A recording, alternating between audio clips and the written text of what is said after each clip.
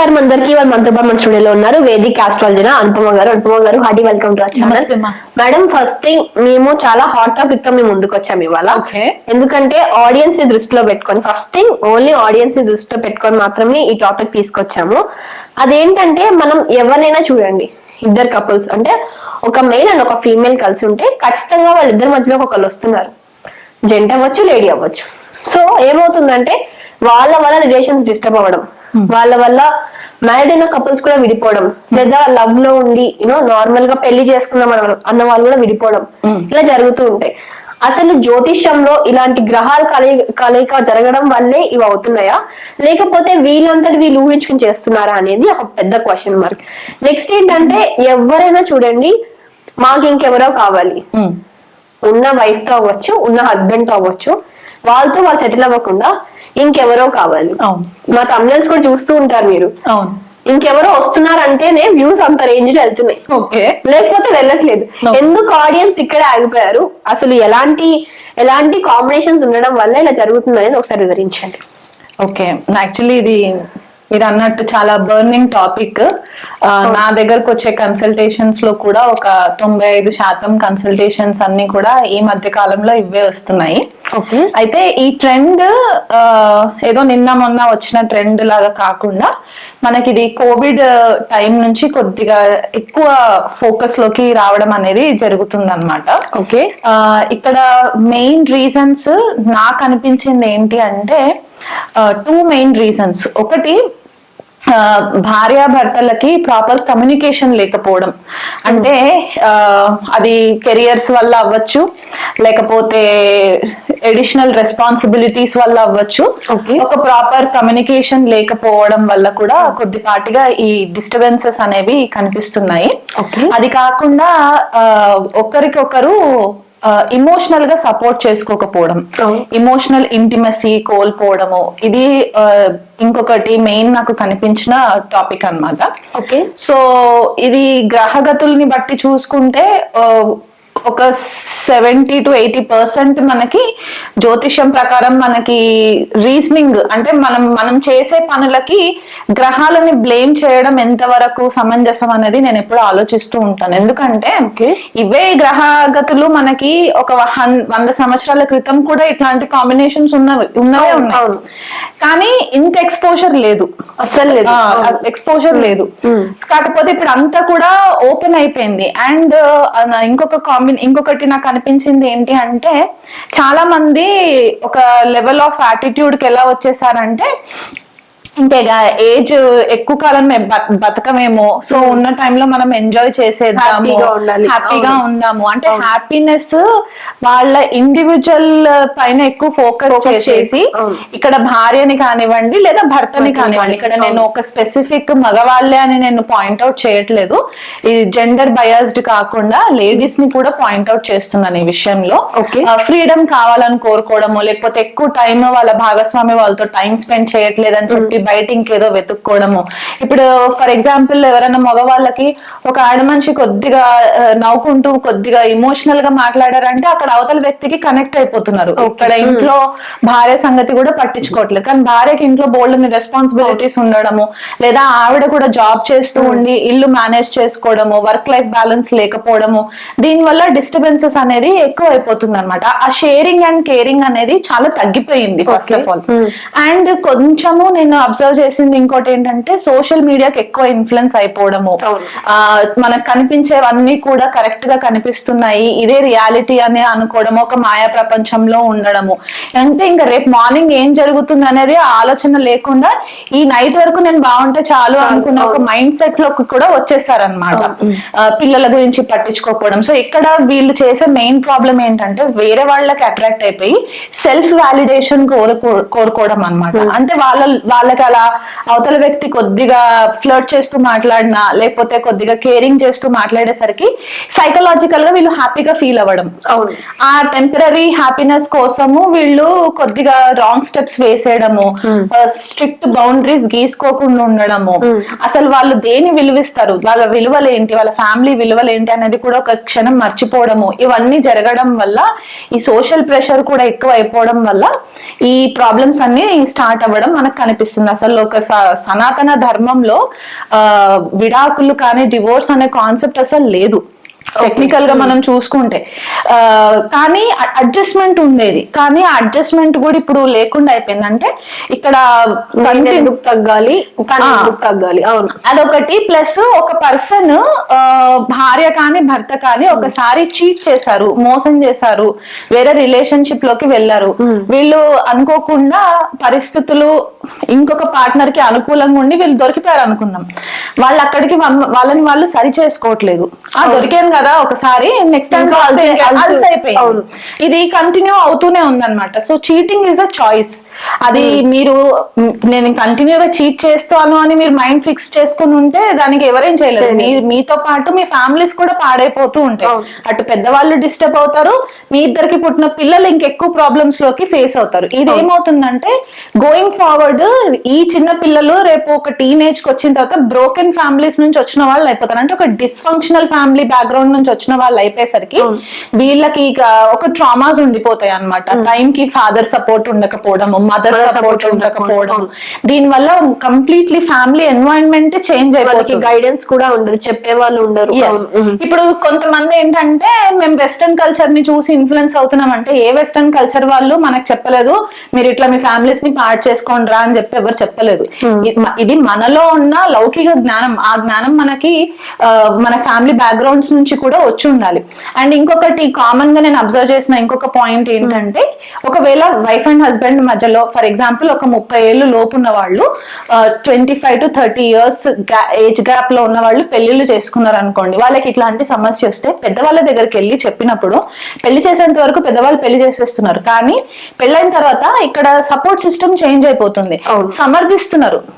అబ్బాయి తప్పు చేస్తే మందలించి అమ్మాయి తోటి కాంప్రమైజ్ అయ్యి ఉండేలాగా చేయకుండా పోతే అమ్మాయి వెళ్ళిపోతే వెళ్ళిపోయింది, నీకు నచ్చిన అమ్మాయితో నువ్వు వెళ్ళిపో అన్నట్టు కూడా కొంతమంది పేరెంట్స్ గైడ్ చేస్తున్నారు. అది రాంగ్. ఎందువల్ల అంటే ఒకసారి తప్పుని మనం ఖండించకపోతే ఇది కంటిన్యూ అవుతూనే ఉంటుంది. ఇప్పుడు ఒక అమ్మాయిని వదిలేసిన అబ్బాయి ఇంకొక అమ్మాయి దగ్గరికి వెళ్ళిన తర్వాత ఆ అమ్మాయితో కూడా ఉంటారని గ్యారంటీ లేదు కదా. సో సేమ్ థింగ్ ఇక్కడ లేడీస్ విషయంలో కూడా అంతే. ఒక మగ మనిషి ఒక లేడీని అంటే ఒక వైఫ్ హస్బెండ్ ని వదిలేసి ఇంకొక మగ మనిషి దగ్గరికి వెళ్తే అక్కడ కూడా ఇట్లాగే చీప్ అయిపోతూ ఉంటారు. సో వీళ్ళు సెల్ఫ్ రెస్పెక్ట్ కూడా కోల్పోవడం అనేది కూడా కనిపిస్తుంది. సో కాబట్టి ఈ విషయాలన్నీ కూడా కొద్దిగా కేర్ఫుల్ గా మైండ్ లో అనాలిసిస్ చేసుకుని దీనికి ఎవ్వరు కూడా సొల్యూషన్స్ ఇవ్వలేరు. ఇది పోన్ ఏమైపోతుందంటే ఒక సైకలాజికల్ డిసార్డర్ లాగా కూడా స్టాంప్ అయిపోతుంది అనమాట. ఎందుకంటే ఆ టెంపరీ హ్యాపీనెస్ కోసం ఏదైతే డోపమిన్ మనకి బ్రెయిన్ లో రిలీజ్ అవుతుందో ఆ డోపమిన్ లెవెల్స్ ని మీరు సాటిస్ఫై చేయడం కోసం అని చెప్పి మీ రిలేషన్షిప్ ని మీరు డిస్టర్బ్ చేసుకోలేరు కదా. అండ్ మనకి హిందూ సనాతన ధర్మంలో ఉన్న స్పెషల్ రిలేషన్షిప్ మ్యారిటల్ రిలేషన్షిప్. మనం దానికి కూడా వాల్యూ ఇవ్వకుండా మనము ఇష్టం వచ్చినట్టు చేసుకుంటూ పోతే సొసైటీలో మనకి ఇంకా వాల్యూ సిస్టమ్ లేదు అన్నట్టే అయిపోతుంది కదా. ఓకే మేడం, వృశ్చిక రాశి వారికి వాళ్ళ జన్మ జాతకంలో కనుక ఎలాంటి కాంబినేషన్స్ ఉంటే థర్డ్ పార్టీస్ ఇన్వాల్వ్మెంట్ రావడం వాళ్ళ వల్ల వీళ్ళు సఫర్ అవ్వడం, కొంతమంది ఏంటంటే సఫర్ అవ్వట్లేదు వాళ్ళు రావడం వల్ల మేము ఇంత ఎదిగిపోయాం అంటూ ఉంటారు కదా. సో అలాంటివి జరిగే కంటే ముందు బేసికలీ జరిగితే మాత్రం కాంబినేషన్స్ తెలియాలి కాబట్టి కాంబినేషన్ ఏంటో ఒకసారి వివరిస్తే మా వాళ్ళు చెక్ చేసుకుంటారు వాళ్ళ జన్మ జాతకంలో ఉందా లేదా. ఓకే, వృశ్చిక రాశి వాళ్ళు స్వతహాగా చాలా సీక్రెటివ్ గా ఉంటారు, చాలా మిస్టీరియస్ గా ఉంటారు. వీళ్ళు ఏం అనుకుంటున్నారు అనేది మనసులో అసలు పక్కన ఉన్న వ్యక్తికి కూడా తెలియదు అనమాట. అంటే ఒక అంటే ఎస్పెషలీ మనము స్పెసిఫిక్ టాపిక్ ఎక్స్ట్రా మ్యారిటల్స్ గురించి మాట్లాడుకుంటున్నాం కాబట్టి వీళ్ళ నేచర్ చాలా సిడెక్టివ్ ఉంటుంది. వృశ్చిక రాశి వాళ్ళకి చాలా ఇంటెన్స్ గా ప్యాషనేట్ ఉంటారు అనమాట. అంటే ఒకరిని ప్రేమిస్తే కనుక చాలా మితంగా ప్రేమించే స్వభావం వీళ్ళకి ఉంటుంది. కాకపోతే కొద్దిగా కంట్రోలింగ్, కొద్దిగా కాదు ఒక వేరే లెవెల్లో ఉంటుంది అనమాట వీళ్ళ కంట్రోలింగ్. ఇంకా నన్ను ఇష్టపడితే నాతోటే ఉండాలి, నాతోనే మాట్లాడాలి అంతే వీళ్ళ స్వభావం. ఇది మనకి ఎక్కువ క్వాలిటీ ఎవరిలో కనిపిస్తుంది అంటే జ్యేష్ఠ నక్షత్రంలో వృశ్చిక రాశి వాళ్ళలో కనిపిస్తుంది. ఎందుకంటే అది మనకి ఎక్స్ట్రీమ్లీ కంట్రోలింగ్ అయిపోతుంది. అండ్ వృశ్చిక రాశిలో ఇప్పుడు లగ్నంలో రాహు ఉన్న కుజుడున్నా, చంద్రుడు ఇక్కడ నీచనొందుతారు. భాగ్యాధిపతి అయిన చంద్రుడు వృశ్చిక రాశిలో నీచనొందుతారు అనమాట. సో అట్లాంటప్పుడు ఏమవుతుందంటే కొద్దిగా వీళ్ళకి ఇమోషనల్ గా కొంచెము పైకి వీళ్ళు కర్కాటక రాశి లాగా మీనరాశి లాగా ఇమోషనల్ గా కనిపించారు, కానీ వీళ్ళ ఎమోషన్స్ అన్ని కూడా లోపల దబాయించి పెట్టేసుకుంటూ ఉంటారు అనమాట. అండ్ ఇది ఒక వాల్కెనో లాగా ఎక్స్ప్లోడ్ అవుతుంది టైం వచ్చినప్పుడు, అప్పటి వరకు వెయిట్ చేస్తూ ఉంటారు అనమాట. అండ్ మనకి తేలు మనకి సింబల్ గా చెప్తూ ఉంటాం కదా, సో ఇది వీళ్ళ నేచర్ కూడా కొద్దిపాటిగా అట్లాగే ఉంటుంది. తేలు మనకు పక్కకు వచ్చేంత వరకు మనకు తెలియదు అక్కడ తేలు ఉండింది అని, అంత మిస్టికల్ గా ఉంటారు అనమాట. సో ఒకవేళ సప్తమాధిపతి శుక్రుడు అంటే వీళ్ళు జనరల్ గా వీళ్ళ స్పౌస్ ని చాలా ప్రేమించే భావనతోటే ఉంటారు, కానీ కొద్దిగా మనకి కాంబినేషన్స్ గనక ఫేవరబుల్ గా లేనప్పుడు మనకి తీవ్ర స్థాయిలో ఇబ్బంది పడే పరిస్థితి కనిపిస్తూ ఉంటుంది. సో వృశ్చిక రాశి వాళ్ళకి సప్తమాధిపతి శుక్రుడు గనక నీచ స్థానంలో ఉన్న, లేకపోతే రాహు యొక్క వీక్షణలో ఉన్న, రాహుతో కలిసి సప్తమంలో ఉన్న, లేదా సప్తమాధిపతి అయిన శుక్రుడు వ్యయంలోకి వెళ్ళిన వీళ్ళకి కొద్దిగా స్పౌస్ నుంచి డిస్టెన్స్ వచ్చే ఛాన్సెస్ ఎక్కువ కనిపించే పరిస్థితి కనిపిస్తుంది. అండ్ వీళ్ళ భాగస్వామి వీళ్ళని చీట్ చేసే దానికంటే ఎక్కువ వీళ్ళ భాగస్వామిని చీట్ చేసే పాసిబిలిటీస్ ఎక్కువ కనిపిస్తూ ఉంటాయి. అది మల్టిపుల్ రిలేషన్షిప్స్ కి కూడా ఇది కొద్దిగా స్ట్రాంగ్ అయిపోతుంది. ఎందుకంటే కాల్పురుష కుండలిలో వృశ్చిక రాశి అష్టమ స్థానంగా చెప్తూ ఉంటాం అన్నమాట. మనకి ఈ సడన్ స్కాండల్స్ బయటపడడం గానీ, సీక్రెట్ గా రిలేషన్షిప్స్ మెయింటైన్ చేసుకోవడం గానీ, వీళ్ళకి ఒక తెలియని భయం కూడా ఉండదు అనమాట, తెలియని ధైర్యం ఎక్కువ ఉంటుంది వీళ్ళకి. అంటే ఏది జరిగినా నేను ఫేస్ చేయగలను, నేను ఇష్టపడిన వ్యక్తి కోసం నేను ఎక్స్టెంట్ వరకన్నా వెళ్ళగలను, ఎవరితోటైనా నేను గొడవ పెట్టుకోగలను, కావాల్సి వస్తే నేను నా ఉన్న రిలేషన్షిప్స్ ని వదులుకోవడానికి కూడా నేను రెడీగా ఉంటాను అనే ఒక తెలియని ధైర్య సాహసాలు ఎక్కువ ఉంటాయి అన్నమాట. సో దీని వల్ల కొద్దిగా వీళ్ళు డిస్టర్బ్ అయ్యే ఛాన్సెస్ కూడా ఉంటాయి. అందులో వృశ్చిక రాశిలో మనకి 3 నక్షత్రాలు కనిపిస్తాయి, విశాఖ, అనురాధ, జ్యేష్ఠ. సో అనురాధ వాళ్ళకి ఏంటంటే ఖచ్చితంగా వీళ్ళకి ఒక ట్రయాంగిల్ లవ్ స్టోరీ ఉంటుంది. ఎందువల్ల అంటే ఇది మన కొద్దిగా పురాణిక్ స్టోరీస్ కూడా ఉంటాయి, మనం నక్షత్ర సిరీస్ చేసుకున్నప్పుడు పురాణిక్ స్టోరీస్ వివరిస్తాను. సో ఈ అనురాధ నక్షత్రం వాళ్ళకి ఏంటంటే వీళ్ళు ఒకరిని ఇష్టపడతారు, కానీ వాళ్ళతోటి కలిసి సహజీవనం చేసే పాసిబిలిటీస్ ఉండవు. సో ఏదో ఒక రీజన్ చేత అక్కడ బ్రేక్ వచ్చి వీళ్ళు వేరే వాళ్ళని మ్యారేజ్ చేసుకోవాల్సిన పరిస్థితి వస్తుంది. సో మ్యారేజ్ చేసుకున్న వ్యక్తితో ఉన్నా కూడా వీళ్ళ మనసు మాత్రం అక్కడే ఉంటది అనమాట. సో దాని వల్ల వీళ్ళు కొద్దిగా మానసికంగా ఇబ్బంది పడుతూ ఉంటారు. అండ్ వృశ్చిక రాశి లగ్నం అయ్యి పర్సనాలిటీ చాలా మిస్టీరియస్ గా ఉంటుంది. రాశి ఒకవేళ వృశ్చిక రాశినే అయ్యింది, చంద్రుడు వృశ్చికల్లోనే ఉన్నారు అని అనుకుంటే కనుక చంద్రుడు ఇక్కడ నీచనందుతారు కాబట్టి ఇమోషన్స్ కోసము పాకులాడుతూ ఉంటారు అనమాట, ఇమోషనల్ బ్యాలెన్స్ ఉండదు. సో దాని వల్ల ఏంటంటే ఎవరు కొద్దిగా ప్రేమగా మాట్లాడినా సరే వాళ్ళకి అటాచ్ అయిపోతారు. ఒకవేళ ఇదే శుక్రుడు సప్తమాధిపతి అయి అష్టమంలో ఉన్న, లేకపోతే మనకి లాభంలో ఉన్న, అంటే అక్కడ కన్యారాశి అవుతుంది కాబట్టి ఇప్పుడు కన్యారాశిలో సప్తమాధిపతి వెళ్ళి ఉంటే గనక కొంతమంది ఎలా అనుకుంటారంటే భాగస్వామి నుంచి ఎక్కువ లాభపడతారు అని అనుకుంటారు. కానీ లాభానికి అంటే ఫైనాన్షియల్ లాభము మనం కాసేపు పక్కన పెడితే ఇక్కడ శుక్రుడు నీచనందుతారు కాబట్టి కొద్దిపాటిగా డిస్టర్బెన్సెస్. ఈ శుక్రుడు సప్తమాధిపతి అయి రాహుతో కలిసి ఉన్న, శనితో కలిసి ఉన్న, ఎందుకంటే ఇక్కడ శని కూడా కొద్దిగా ఇబ్బందికరంగానే ఉండే పరిస్థితి కనిపిస్తూ ఉంటుంది. అండ్ ఈ లగ్నానికి శని కొద్దిగా పాపిగా కన్సిడర్ చేస్తూ ఉంటాం కాబట్టి అలా కూడా ఫేవరబుల్ గా ఉండదు. ఈ శుక్రుడు అష్టమంలో ఉన్న, లేదా అష్టమాధిపతి బుధుడు సప్తమంలో ఉన్న ఖచ్చితంగా వీళ్ళకి ఎక్స్ట్రా మ్యారిటల్ అఫేర్స్ అనేవి మనము క్లియర్ కట్ బుల్లెట్ పాయింట్స్ లో చెప్పేయచ్చు.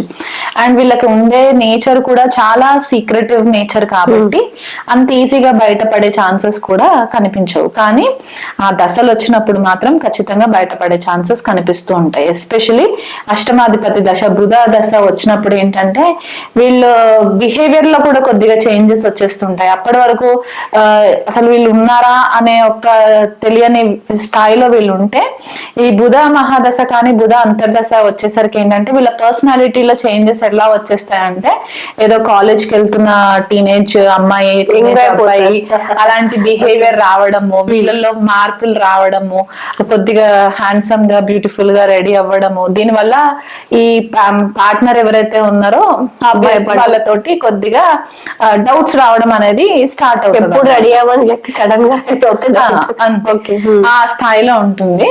సో ఈ కాంబినేషన్స్ ఉన్నప్పుడు గనక కొద్దిగా కేర్ఫుల్ గా ఉండాలి. సప్తమాధిపతి ఎస్పెషలీ శుక్రుడు వక్రీగతిలో ఉంటే గనక ఇది కూడా ఒక కాంబినేషన్ అవుతుంది. ఎందుకంటే టూ రిలేషన్షిప్స్ లేకపోతే టూ మ్యారేజెస్ అవ్వడానికి కూడా మనకి పాసిబిలిటీస్ కనిపిస్తాయి. ఇవే కాంబినేషన్స్ మళ్ళీ మనకి నవాంశలో ఉన్నా కూడా ఇది మనకి రెక్టిఫై అయ్యే ఛాన్సెస్ ఎక్కువ ఉంటాయి.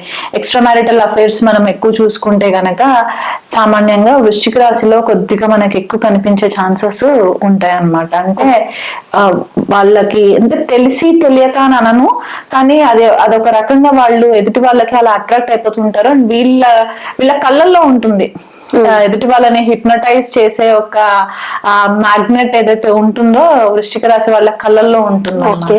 సో ఎలాంటి వాళ్ళనైనా సరే మాటలతో కొద్దిగా ఆకర్షితంగా చేసే పరిస్థితి మనకి కనిపిస్తూ ఉంటుంది. ఓకే, మరొకసారి తీసుకొని వివరించండి. వృశ్చిక రాశి వాళ్ళు లేదా వృశ్చిక లగ్నం వాళ్ళు రెమెడీస్ చేసుకోవాలనుకుంటే గనక గౌరీదేవికి రెగ్యులర్ గా చేసుకోవడము, తెల్ల పుష్పాలతోటి అమ్మవారి ఆరాధన చేసుకోవడము, ఇక్కడ సప్తమాధిపతి శుక్రుడిని కూడా మనం చెప్పుకుంటాం కాబట్టి మెయిన్ అగైన్ ఎక్స్ట్రా మ్యారిటల్స్ కి మనకి శుక్రుడు పాడైపోయి ఉంటే కూడా మనకి ప్రాబ్లమ్స్ వస్తాయి కాబట్టి అష్టమాధిపతి బుధుడు అవుతారు కాబట్టి లక్ష్మీనారాయణుడిని నిత్యం కొలవడం వల్ల, శుక్రవారం శనివారం స్పెసిఫిక్ గా నిత్యం కొలవడం వల్ల చాలా మట్టుకు హెల్ప్ అవుతుంది. అండ్ చంద్రుడు కూడా కొద్దిగా రాశిలో నీచపడతారు కాబట్టి ఈ శివుడికి అభిషేకం చేయించుకోవడము, ప్రతి సోమవారం కూడా మీ హెల్త్ కనుక సపోర్ట్ చేస్తే గనక ఉపవాసం ఉండినా కూడా మీకు చాలా మట్టుకు హెల్ప్ అవుతుంది. ఓకే.